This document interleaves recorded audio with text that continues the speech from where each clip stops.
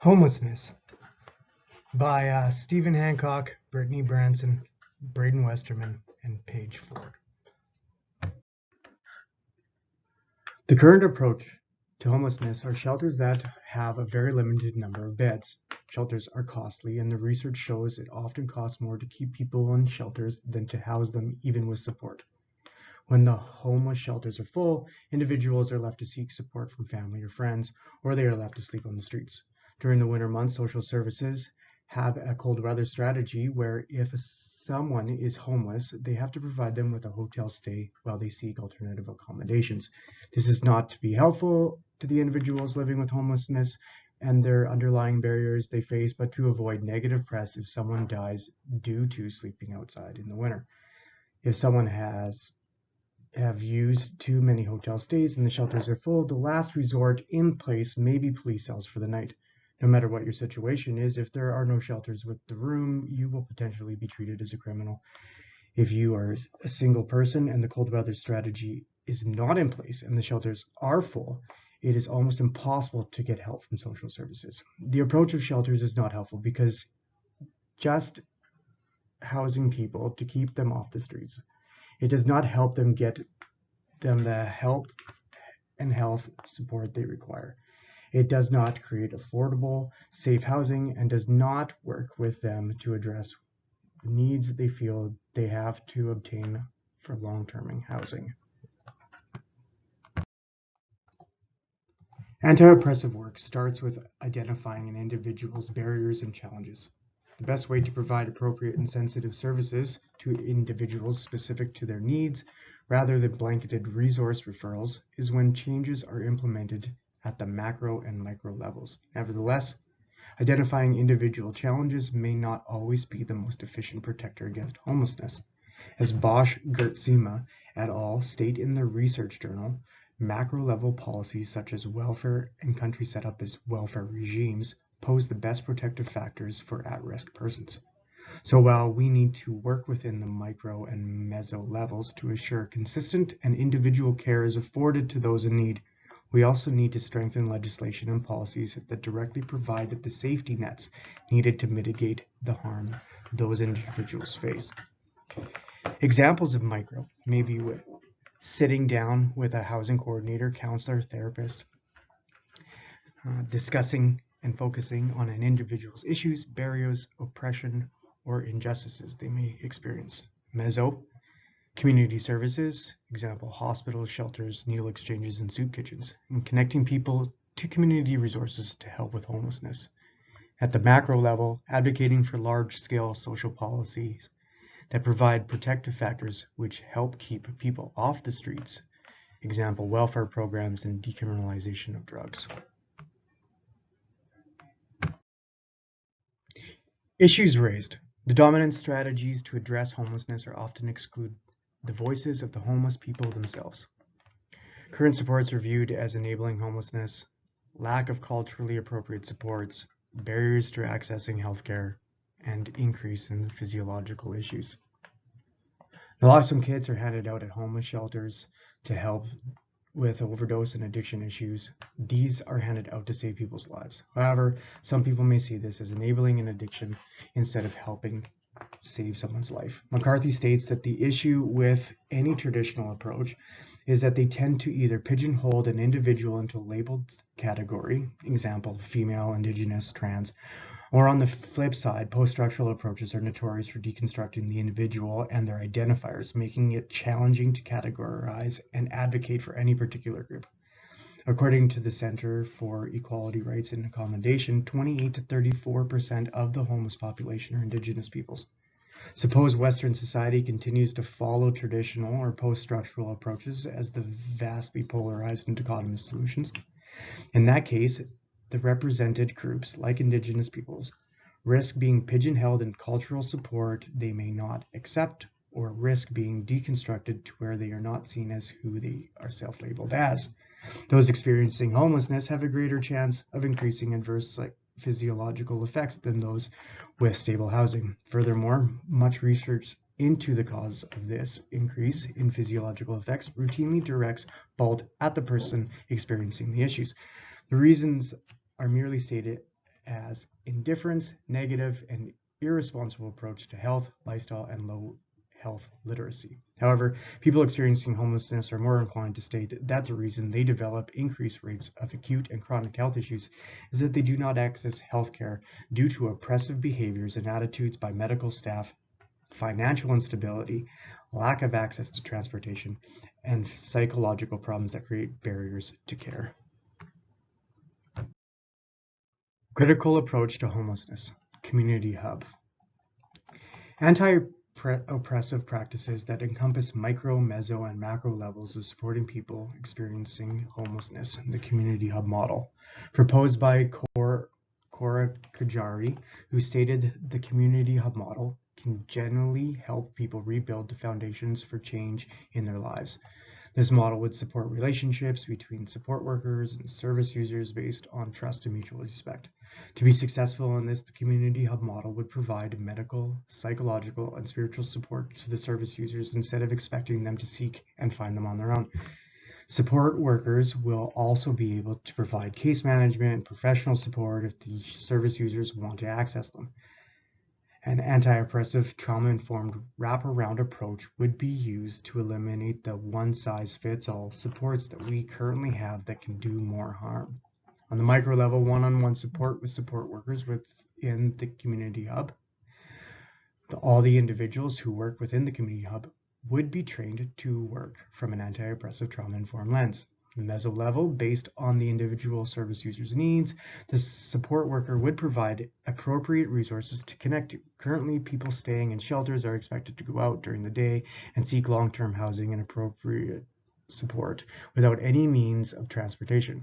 With previous COVID restrictions, people did not have access to public libraries to use the computers or community organization to use their telephone to try to contact potential landlords. The community hub would eliminate these barriers to accessing resources. On the macro level, support workers at community hub would work with other agencies and advocate for changes within the current systems to support people living with homelessness based on the challenges they see service users are going through. Local organizations using anti-oppressive approach in Regina. All Nations Hope. All Nations Hope work with people who usually have been oppressed in many other institutions and organizations. The staff focus on treating them with dignity and respect, understanding where they have come from and focusing on being a safe space for them to be in. They provide meals to anyone who comes into the shelter, no matter their age, sex, gender, religion. They focus on Indigenous culture and always have an elder present and a medicine man. They ask people what they need and they listen. They recognize that there is substance use and provide them with the means to keep them safe.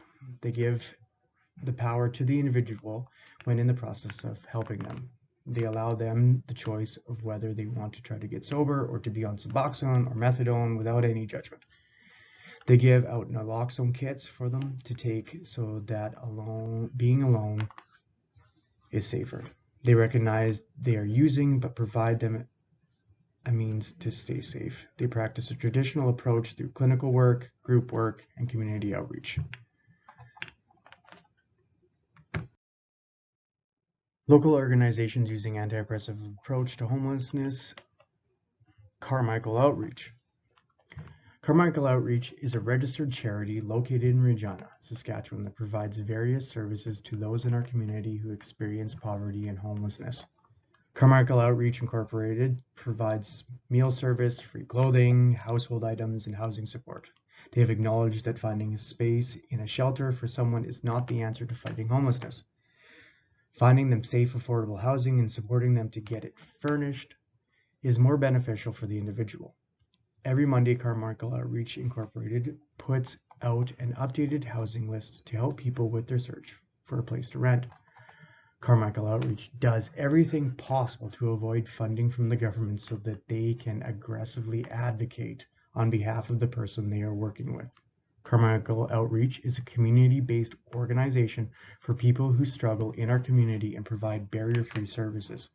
Carmichael Outreach Incorporated does not look to label individuals as they create powerlessness.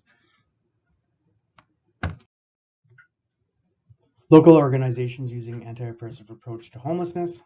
Camp Hope. Camp Hope, formerly Camp Majority, was a temporary tent encampment in Regina's core neighborhood. The encampment was created due to Saskatchewan's new income support program. This program cut funding to families and individuals in need and had them choose between food or shelter. Many individuals were evicted from their homes and had nowhere else to live. The camp grew from a few tents to over 100 at the peak. There were volunteers 24/7 supporting the individuals at the camp. Due to the incoming winter season, the camp was eventually moved to a temporary indoor shelter. Many people in Regina were donating food and items to the camp. Once it was announced the shelter was going to be set up, the residents were not happy to have homeless shelter in their neighborhood or area of their business. Camp Hope spotlight Saskatchewan issues with supporting the population living in poverty. The Saskatchewan Income Support Program was just one of our province's many failures when supporting this group. While the city and province have supported creating a temporary shelter, this does not solve the systemic issue with homelessness. A shelter is only a quick fix and will not solve any issues. There needs to be better support for long-term homes and programs to help the homeless. Our group's individual understandings of homelessness. Page. I have come to see how different people or groups experience different types of homelessness. Example, single mothers are more likely to have insecure housing and depend on others for housing. Single men are more likely to be sleeping rough. The shelters available in our city are not there to eliminate barriers contributing to homelessness or help with the homelessness problem. They are a reactive way to keep the homeless people out of society and create jobs for support workers. Shelters do not consider how the people are accessing them feel. Example, couples are separated, not living in a safe or inviting environment. Due to this, people will often stay in unsafe living situations or stay on the streets. Many people like donating items to people who are homeless and in an area out of their sight, but when the potential of a shelter is set up in their neighborhood or near their businesses, they often have a negative opinion and will speak out against it. We live in a society where people want to help at the moment to make themselves look and feel good about it, but do not want the societal problems to impact them. Brittany states, my understandings about the field have been transformed because I come from a privileged community where homelessness does not exist. However, I have seen homelessness and I have studied it in school. I don't have the experience of it or see it every day. Therefore, I don't see how much of an impact it has on society every day. Braden, I have learned the true impact of our systems and the government have on the homeless situation. Most are forced to become homeless because of personal situations or decisions. The issues is that the services to support homeless people and finding housing are relatively insignificant. The funding and support are not there from our government. These people have no chance to turn their lives around significantly when the supports like SIS have reduced the number of funding individuals receive. Steve, my overall understanding of how far-reaching oppressive behaviors and attitudes have grown exponentially. The geographic placement does not affect the socioeconomic divide that separates those living in poverty and everyone else. It is depressing that few places accept that poverty and homelessness are political issues rather than moral failures. Here's a video of Camp Hope. Comes down. Click on it. Or if it does not work, I will leave a link in the bottom so that you can watch it. And other Camp Hope articles are listed here as well.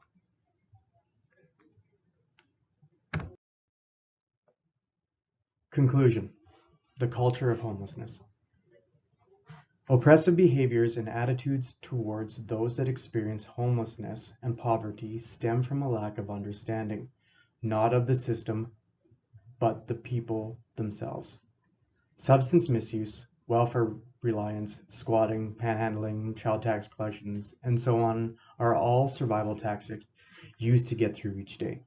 According to McNaughton, Understanding the culture or structure of homelessness can only be done by questioning those individuals experiencing it. If we attach assumption to experience, then oppression is the only outcome. However, if we take the time to listen to the person, we may see that our approach to the issue is helping no one but our assumptions.